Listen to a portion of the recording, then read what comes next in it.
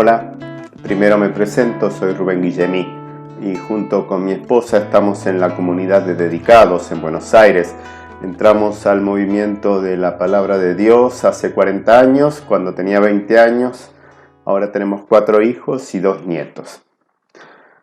Bueno, el pasaje sobre el que quería profundizar hoy para comenzar este retiro es bien conocido por todos, el de la tempestad calmada en Marcos 4 del 35 al 41. Es un episodio que ocurrió en el mar de Galilea y gracias a Dios y a mi trabajo pude estar muchas veces en Israel y aprovechar para recorrer Galilea y este mar en oración y con la palabra en mi bolsillo. Veamos entonces primero en qué contexto sucede este texto bíblico. Después de la muerte de Juan el Bautista, Jesús se fue a vivir un tiempo a Cafarnaún, una ciudad costera sobre el extremo norte de Galilea, sobre el extremo norte de este mar. Y el nombre de mar puede sonar un poco pretencioso, porque mide nada más que 20 kilómetros de largo y 12 de ancho. Es más un lago que un mar. Tiene una forma ovalada y Cafarnaún estaba arriba de todo. Jerusalén está a unos 300 kilómetros al sur. Y en Cafarnaún vivían Pedro, Juan y también el evangelista Mateo, que antes del llamado de Jesús era el que cobraba impuestos para los romanos junto al lago. Y Cafarnaún se fue despoblando, así que hoy es todo un descampado, una zona muy verde con colinas. Cerca de ahí es donde Jesús pronunció el Sermón del Monte. Es un lugar muy bonito. Por las excavaciones que hay hoy se puede ver que en tiempos de Jesús la ciudad tenía unos 300 metros sobre la costa y otros 300 metros hacia adentro. Y la palabra de Marcos 4 nos dice entonces que luego de haber predicado durante todo el día, Jesús le dice a sus discípulos: crucemos a la otra orilla, a la región de Gergesa, que es a unos 15 kilómetros en línea recta. Si nos ubicamos en el mar de Galilea con Cafarnaún al norte, los judíos habitaban y habitan hoy principalmente al oeste del mar, en la franja que va entre el mar de Galilea y el mar Mediterráneo.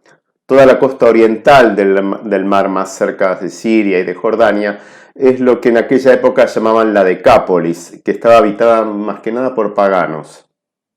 Por eso cuando Jesús le dice a sus discípulos de cruzar a la otra orilla, los está invitando a ir a un territorio al que no habían ido nunca. Recuerden que esto de salir a evangelizar es una novedad que trae Jesús. Los judíos aún hoy no salen a buscar prosélitos. Nunca un judío les habrá tocado el timbre a la mañana para anunciarles la Torá, como hacen los testigos de Jehová. Pero Jesús viene con esta novedad de que la buena noticia es para todos, no solo para los judíos.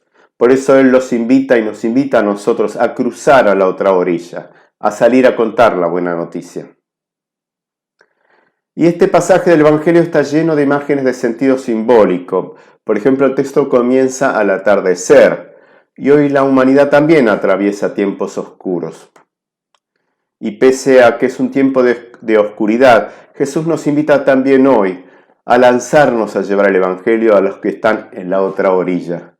Llegar a gente que nunca había oído el Evangelio. Llévenme a la otra orilla donde nunca estuve, nos pide Jesús aún hoy a nosotros. Pero para eso hay que atravesar el mar. Y el mar en la palabra es un símbolo de las fuerzas del caos que gobiernan este mundo.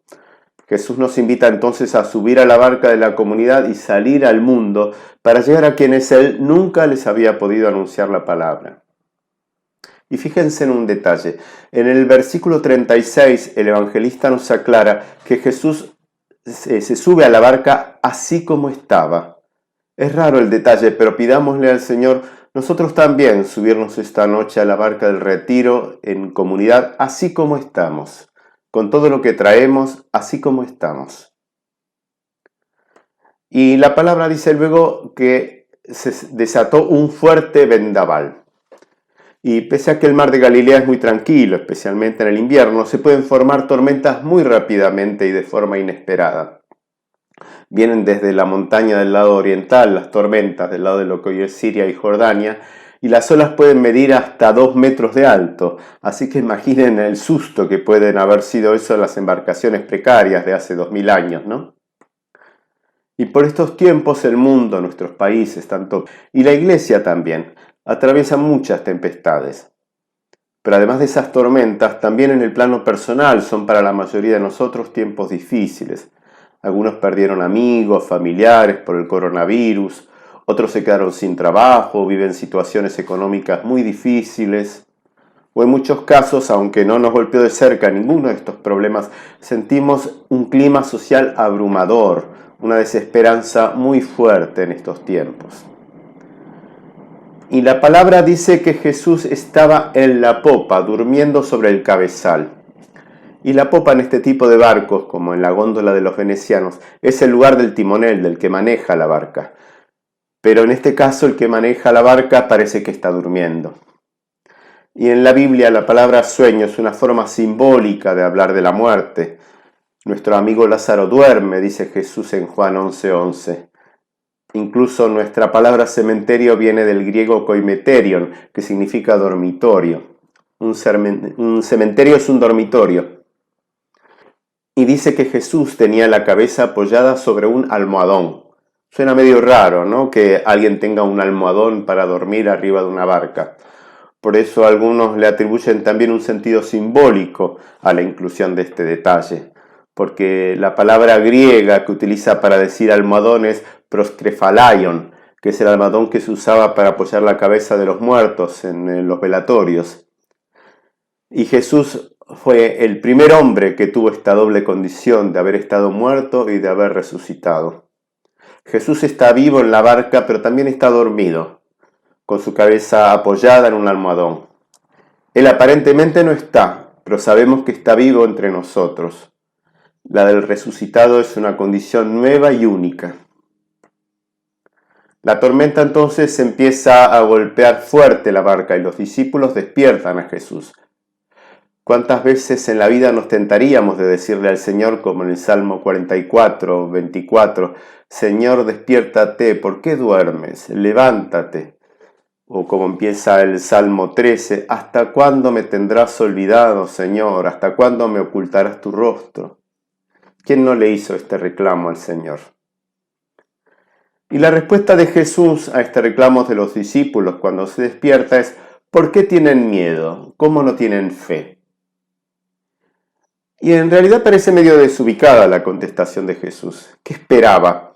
¿Que ante una tormenta que ponía en riesgo sus vidas, los discípulos estuvieran como monjes budistas en nirvana sin hacer nada? Obviamente que no es eso lo que esperaba Jesús. No sería el estilo del Señor, que nos exhorta a trabajar sin descanso por el reino. De hecho, tampoco es lo que Él hace cuando lo despiertan. Él no dice, Padre, estamos en tus manos, protégenos en medio de esta tormenta. Sino que Él tiene una reacción muy proactiva y ordena al viento y al mar que se calmen.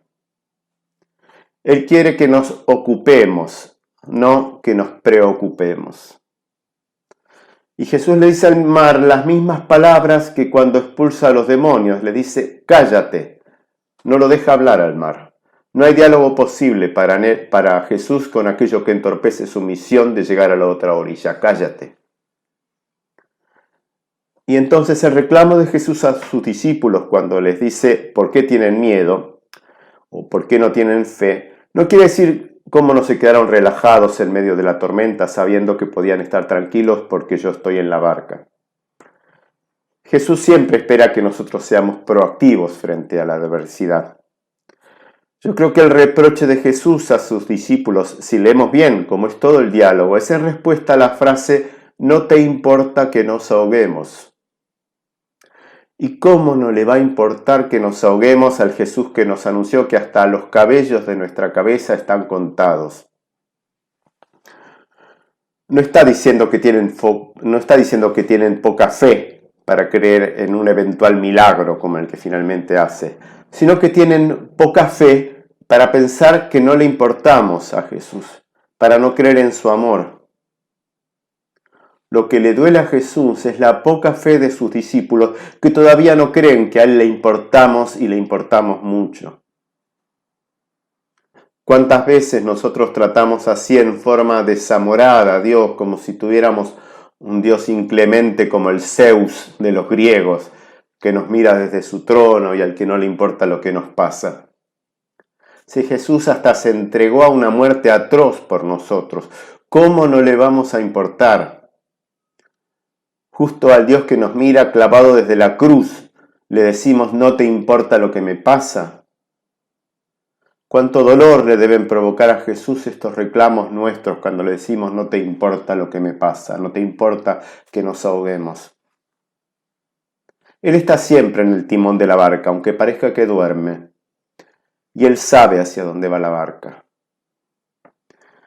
Y luego me encanta la pregunta final de los apóstoles, cuando cesa la tormenta y las aguas se calman, cuando dicen, pero entonces, ¿quién es este que hasta el viento y el mar le obedecen? Es la pregunta que nos hacemos habitualmente las personas cuando estamos a punto de realizar un descubrimiento que sobrepasa nuestra sorpresa. Cuando estamos haciendo una especie de deducción. Porque por la palabra los discípulos sabían que al único al que el viento y el mar le obedecen era a Dios. En el Génesis dice que el Espíritu de Dios aleteaba sobre las aguas en el mar, y Moisés abre las aguas del Mar Rojo por el poder de Dios. Entonces, ahí arriba de esa barca están a punto de hacer una deducción tremenda. Pero si el viento y el mar le obedecen, ¿quién es este? ¿Acaso este hombre es Dios? No sé si logramos captar lo apabullante de este reconocimiento que están a punto de hacer los discípulos arriba de esa barca. Imaginemos la situación, vamos a resumirla. En una barca precaria, en un pequeño laguito, de un pueblito perdido del mundo de aquella época, en una noche tormentosa, el Dios Todopoderoso está con ellos a solas compartiendo el viaje. Es como ese momento tan increíble que tenemos luego de la Eucaristía, cuando volvemos al banco y de rodillas nos dedicamos a contemplar al Dios que comemos.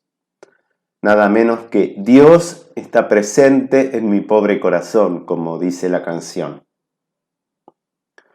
Y por eso quiero concluir este anuncio sobre la tempestad calmada, invitándolos a disponerse para que en medio de este tiempo de tormentas experimentemos la presencia de Dios en la barca de nuestro corazón.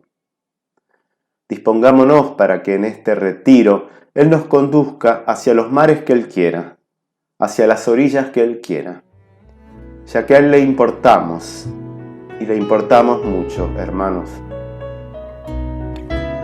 Tú, pescador de otros mares, ansia eterna de almas que esperan, amigo bueno, que así me llamas, Señor, me has mirado a los ojos, sonriendo, has dicho mi nombre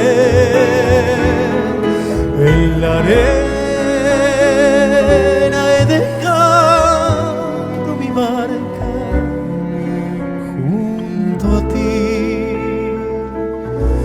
buscaré